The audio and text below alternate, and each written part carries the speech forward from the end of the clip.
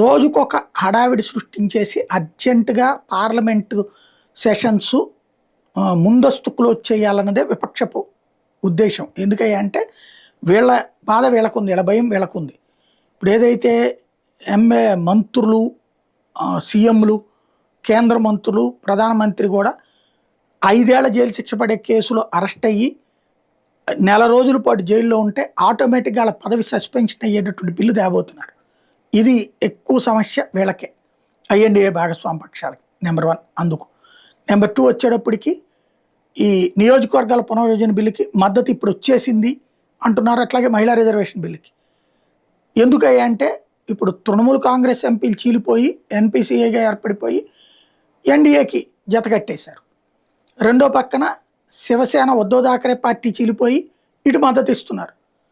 NCP కూడా ఇటు పక్కన మద్దతు ఇవ్వడానికి రెడీ అయింది, శరద్ పవార్ పార్టీ కూడా.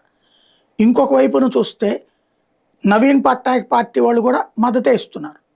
వైసీపీ ఎట్లాగో మద్దతే ఇస్తుంది. ఇది కాకుండా ఇప్పుడు మమతా బెనర్జీ పార్టీ చీలినట్టుగానే అరవింద్ కేజ్రీవాల్ పార్టీ చీలి వాళ్ళు ఇటు పక్కన జాయిన్ కూడా అయిపోయారు. ఈ అన్ని పరిణామాల తర్వాత ఇప్పుడు రాజ్యసభలో ఎన్డీఏకి 162 ఓట్లు ఉన్నాయి.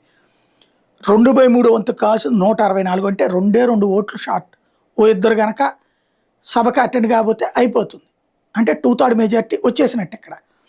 అలాగే లోక్సభలో ఇప్పుడు డైరెక్ట్గా 118, ఈ మిగతా కొత్తగా వచ్చింది ఈవెన్ డిఎంకే కూడా మద్దతు ఇస్తానంటుంది బిల్లుకి. 348 ఇప్పుడు బిల్లుకి సపోర్టింగ్గా వచ్చే పరిస్థితుంది.